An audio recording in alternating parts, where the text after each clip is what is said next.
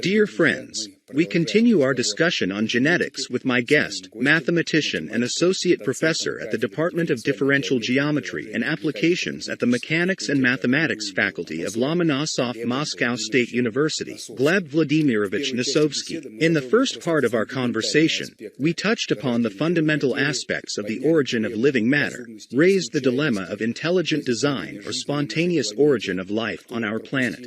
For those who missed it, I recommend watching by following the link in the description below the video.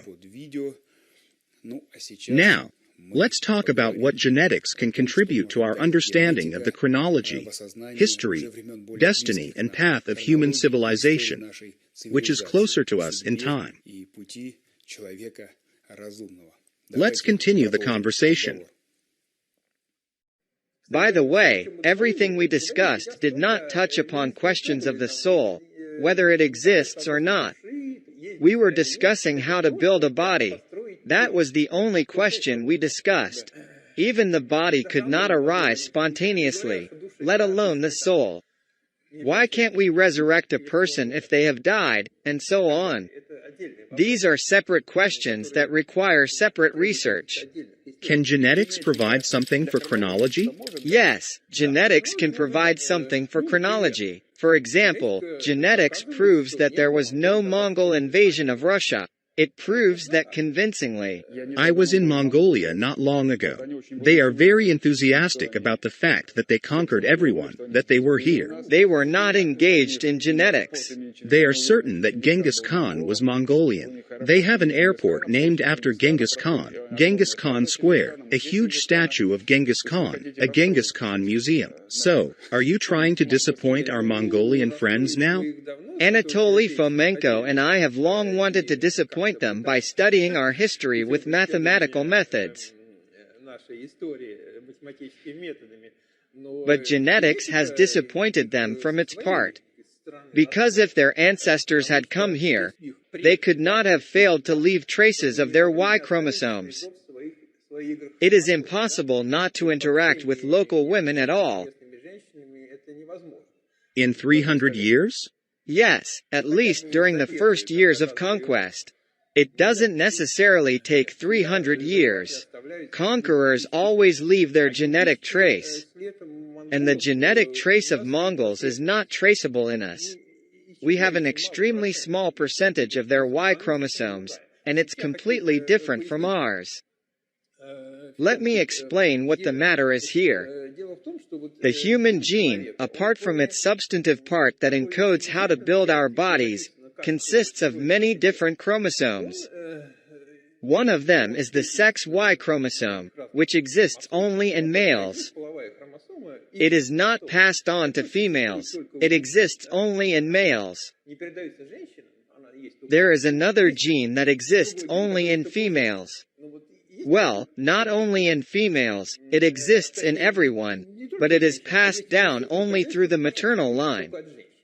In other words, women pass it on, and men do not. This is the so-called mitochondrion. Through mitochondrion, we can trace the direct female line. And through the Y chromosome, we can trace the direct male line because it exists only in males. Sometimes there are errors in DNA replication. When a person gives birth to another person, if the newborn is a boy, he will have the same Y chromosome as the father. It is copied from the father's Y chromosome. But this replication mechanism can fail. It happens with errors? With errors. And if this error occurs in a significant region of the Y chromosome, most likely the child will be stillborn or deformed, or on the contrary, some kind of genius. But these cases are very rare, and I'm not talking about them now. I'm talking about cases where this error occurred in so-called non-significant areas of the Y chromosome. Usually, these non-significant areas are clearly visible.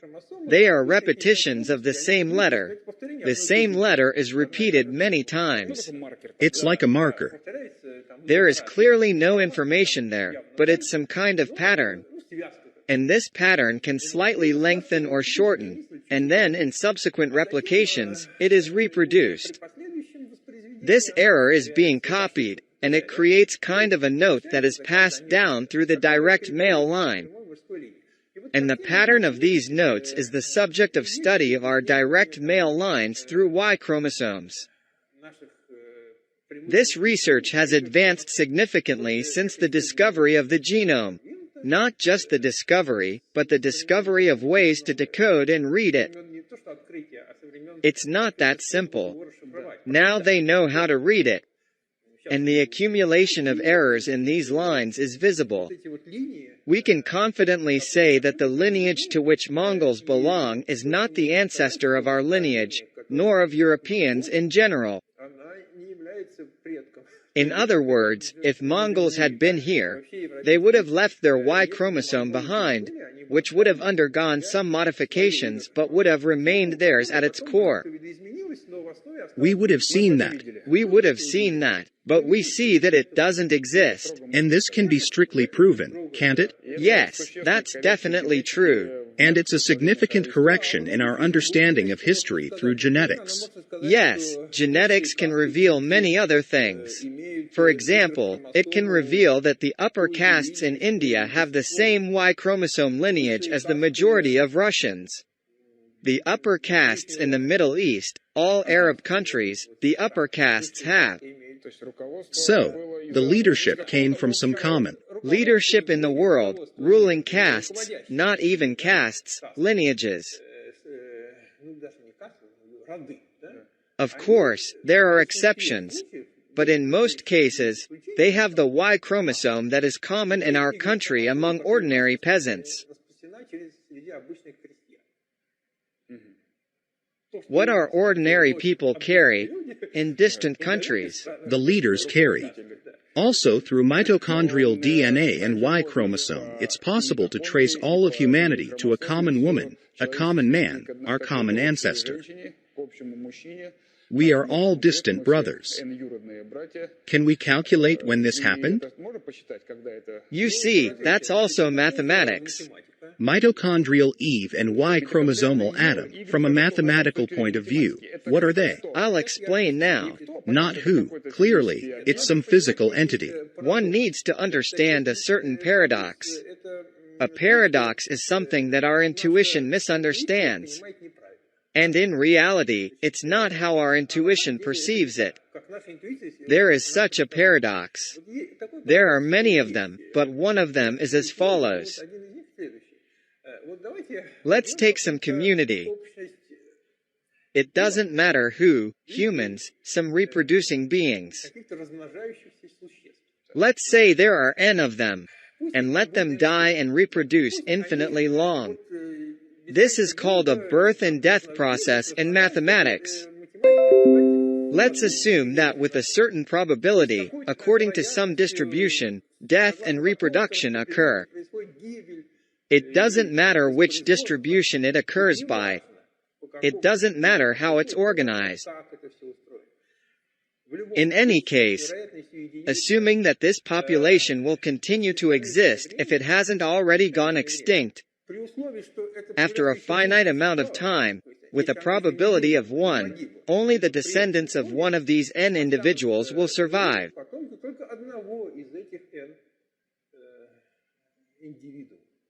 I read somewhere an illustration of this. A village with a limited number of people tends to have one surname.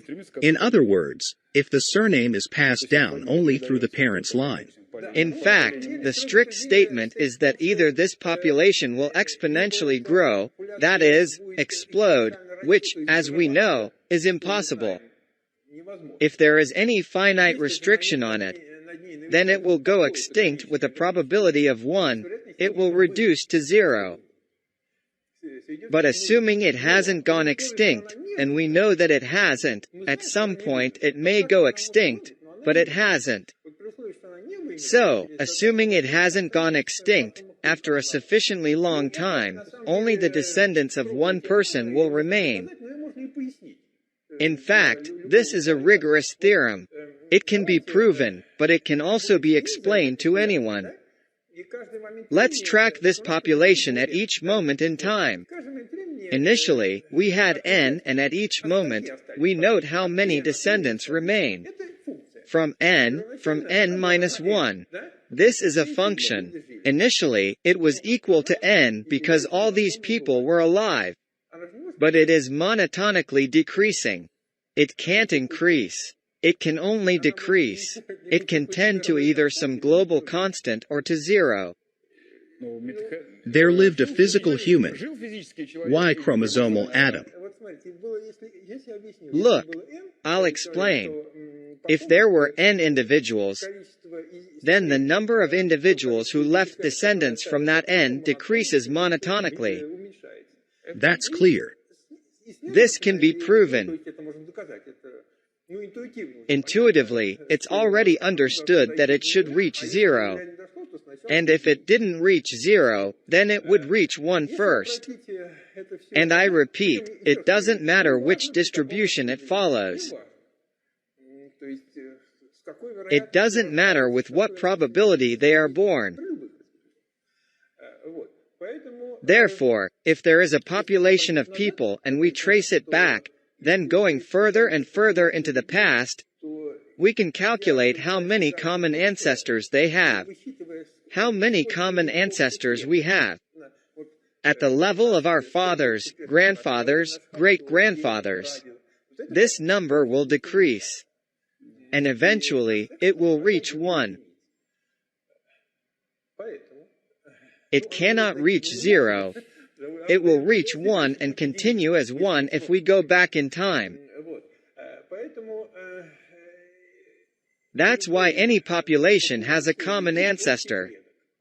We have sexual reproduction, but that doesn't matter. We can consider only the males. Men beget men. If there is a certain number of males today, then in their past, along the male line, there is a certain number of ancestors. This number of ancestors will be 1 at a sufficiently distant point in the past. The same goes for the female line. But can there be a pair like that? But that doesn't mean that a hypothetical Adam. It's a hypothetical term. Yes, it's a hypothetical term. It doesn't mean they lived simultaneously. No one claims that, and it's not the case. Modern genetics says otherwise. There is a vast gap of years between them. It is believed to be tens of thousands of years. There is a huge gap between them. Let's consider only white individuals. Because if we take blacks, everything becomes much more ancient in Africa.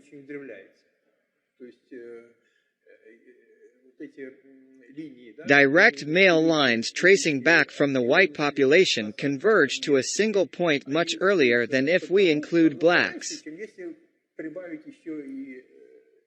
I see. For simplicity, let's talk about whites now. There is a white Adam. He is the common ancestor of all whites. And there is a white Eve. She is the common ancestor of all whites. This is true for whites. It is not necessarily true if we combine everyone. It is likely to be incorrect in that case. So it's like a node on a tree. What I'm saying is true for whites. The distance to white Adam and the distance to white Eve are significantly different. In other words, the distance to white Adam is much smaller than the distance to white Eve. And this is strange from the perspective of the modern historical framework. Because from the perspective of the modern historical framework, the male and female components are more or less symmetrical. If there is sexual reproduction within a community, then the distances to white Adam and white Eve should be of the same magnitude. Certainly, they are not equal to each other, but of the same magnitude. So, the mechanism must have been different. If we turn to the new chronology, everything is explained there. The new chronology asserts that civilization developed differently from what historians believe. There were separate centers in China, Egypt, and elsewhere. Many independent centers emerged in the world. And from these centers, civilizations grew and later expanded, merged, and intermixed. And we have the modern world. This is the conventional point of view accepted today. But the new chronology presents a different perspective. It claims that there was only one surviving center. Naturally, there might have been many centers in the past. Again, I'm only talking about whites.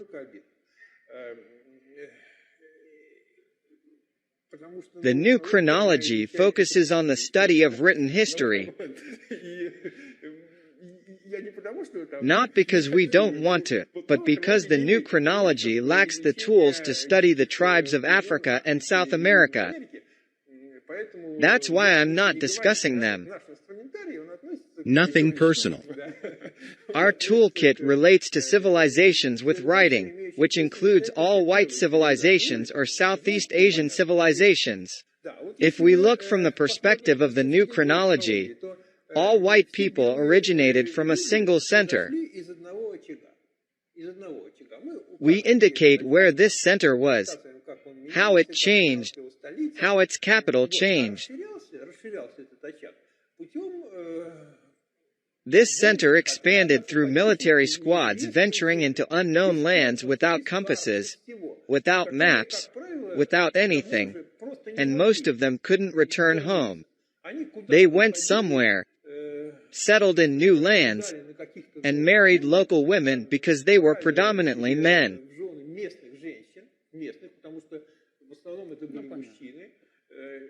They formed an offshoot of the unified center, this unified civilization.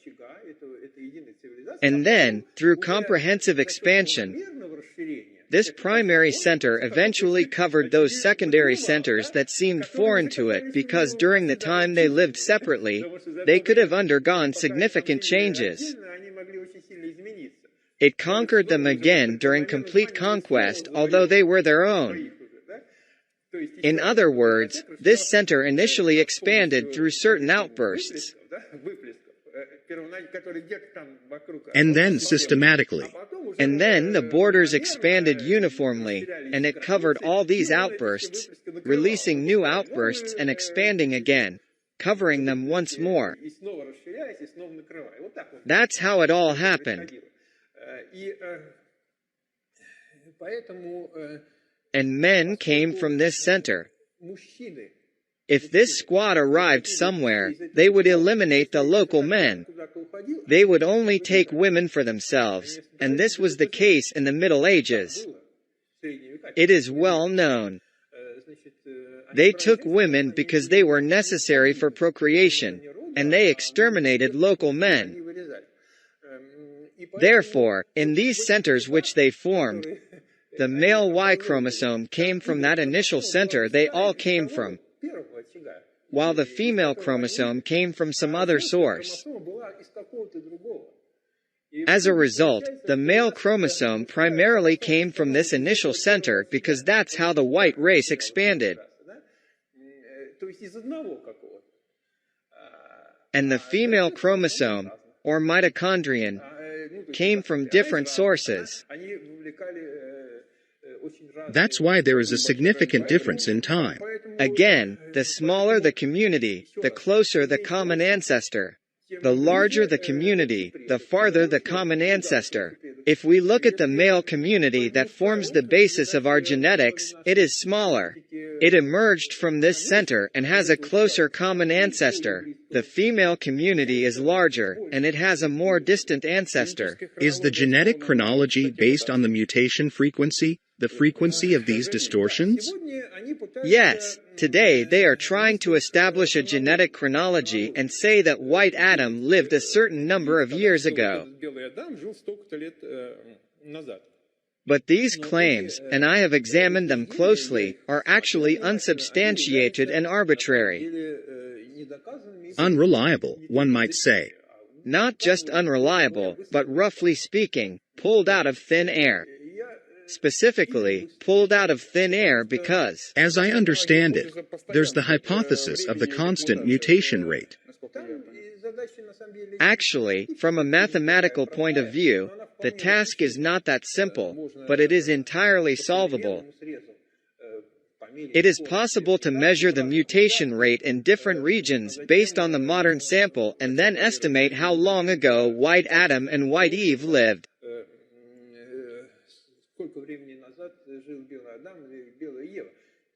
From a mathematical perspective, there is no fundamental complexity here. Fundamentally, this problem is solvable, but genetics doesn't solve it. Instead, they present some loose reasoning and align the statements with their own authorities.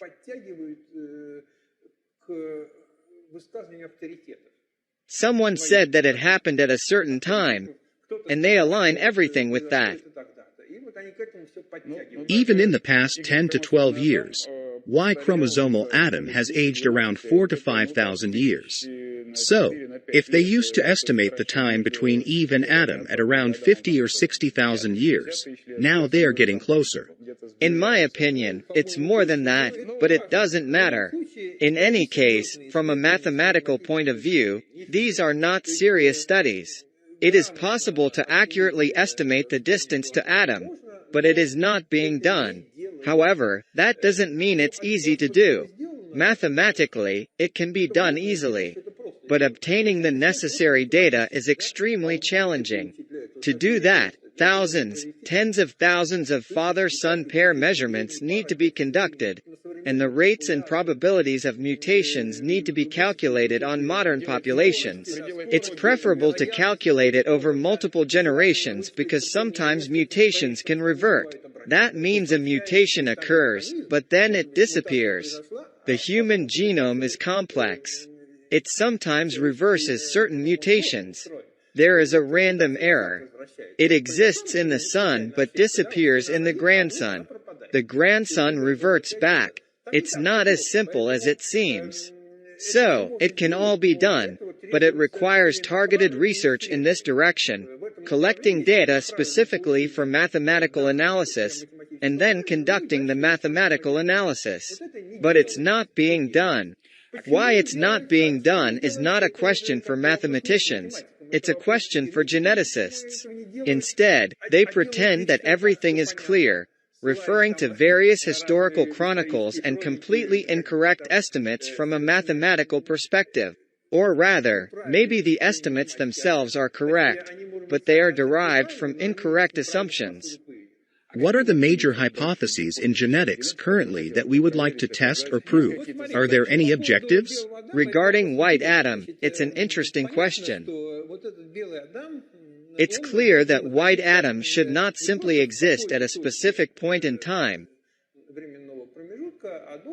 but it's more likely, based on probability theory, and it's intuitively understood by geneticists, that he should exist in what is called a population bottleneck. That is when a small number of people survived a catastrophe.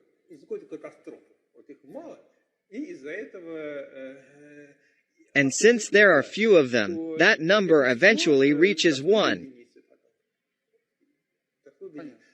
When there are many, it will also eventually reach 1, but it takes a long time. However, if there are few, it reaches 1 faster. And if such bottlenecks exist, and we know they did, then with a higher probability, this atom would hang around one of them. It is entirely logical that they consider major volcanic eruptions as these bottlenecks. There are large volcanoes, not the ones that erupted in recent memory or in the 18th or 19th centuries. No, there are truly massive eruptions where the volcano's crater spans thousands of square kilometers. A supervolcano.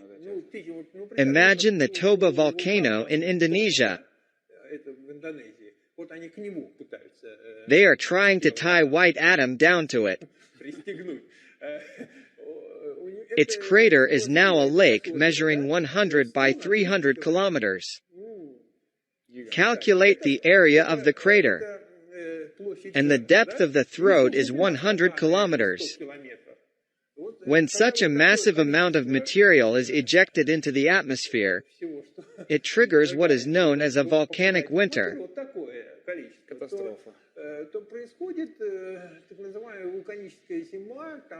Ash falls up to 10 meters high, covering everything in the southern regions within thousands of kilometers around the volcano. Sulfuric rains begin worldwide, pouring sulfuric acid. People gradually go extinct. Not gradually, but immediately. Somewhere, certain remnants accidentally survive in caves, in certain places. All this lasts for decades. Such a winter lasts for 10 to 15 years. Then everything starts to flourish again, surviving plants. But from a small root. What has survived all of this starts to bloom vigorously. On this ash, everything starts to grow rapidly, and everything is wonderful. But this paradise is only available to those who have survived. But even modern civilization will not survive such a catastrophe.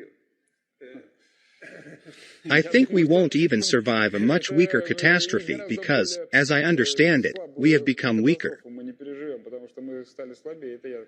It's not that we have become weaker, but objectively a large number of people will not survive, and living beings in general. I mean in a broad sense. Look, for example, if the Tuvans live in a yurt. Doesn't matter, winter or no winter. They don't need a satellite communication. They get in a yurt and go someplace else, and heat it with firewood. They have sheep, they have meat, they will somehow survive the winter. But now, if the power goes out in a city for about 20 hours, I think within a day it will turn into hell. Absolutely right. We won't be able to, we'll freeze. We don't have wood furnaces at home. Absolutely right. During such a catastrophe, cities will be the first to perish, but not only cities. These catastrophes happen, and they leave behind the mouths of volcanoes, such as the Toba volcano. Somewhere about 60 to 70,000 years ago, it erupted, and such a catastrophe occurred. And they are trying to associate the white atom with it, and there are about 60 to 70,000 years between the white atom and us. So essentially, they fit it into the results. Maybe they themselves don't think so, but essentially, they fit it into the known bottlenecks. And what about other events? What about different floods? For a long time, there was no evidence of other events. But recently, there have been data indicating that a similar catastrophe occurred in 535 AD. In fact, not long ago. 535 AD is only 1,500 years ago. It is called the Proto-Krakatoa. There is a well-known Krakatoa volcano, located near Indonesia. This Krakatoa erupted in the 19th century and it is like a small pimple on the perimeter of the Proto-Krakatoa crater, which is underwater. So, it took a long time to find it. But recently, it has been discovered and linked to 535 AD. The year 535 AD has long intrigued many. Ice cores are extracted from the North and South poles, and in these cores, levels of sulfur or other elements are measured. In 535 AD, traces of a large simultaneous eruption were found both in the North and South poles. So it happened on a global scale? Yes. Additionally, there are studies on the rings of polar juniper trees that live for thousands of years. In their rings, an echo of that event in 535 AD was also found.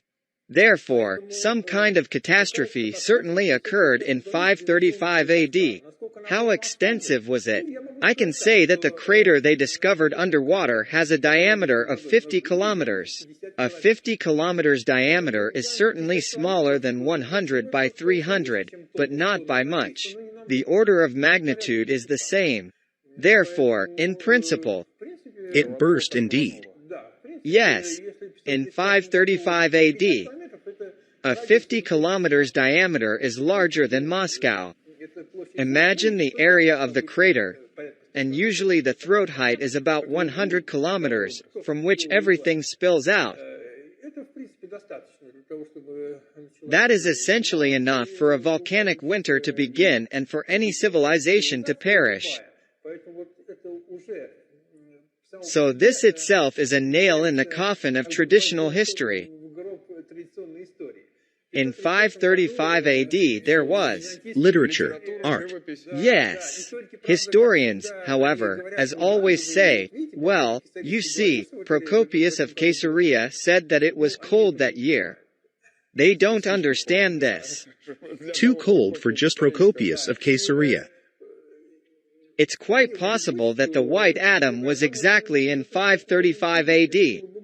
This would largely correspond to modern scientific data. Sure, it all needs to be verified. And it can be verified. I can say that initially, they had certain notions about the mitochondrial DNA mutation rate. When they studied the remains of the Romanov royal family, they compared them using mitochondrial DNA. I think they compared them with the mitochondrial DNA of the English royal family. Yes, the Spanish and English houses. Yes, and then they realized that the changes in mitochondrial DNA occur 25 times faster than they thought. You see, 25 times. Let's divide 60,000 years by 25. This could fundamentally change our understanding of chronology and therefore the entire history of our civilization. We thank Gleb Vladimirovich for his fascinating story. As always, he has pitched out plenty of thought-provoking topics. Well, for us philosophers, that's all we need. We eagerly await new discoveries that, undoubtedly, genetics will reveal as it continues to advance. We hope to see Gleb Vladimirovich as a guest in our club again. Thank you to everyone who was with us. Love wisdom. Strive for light. See you soon, friends.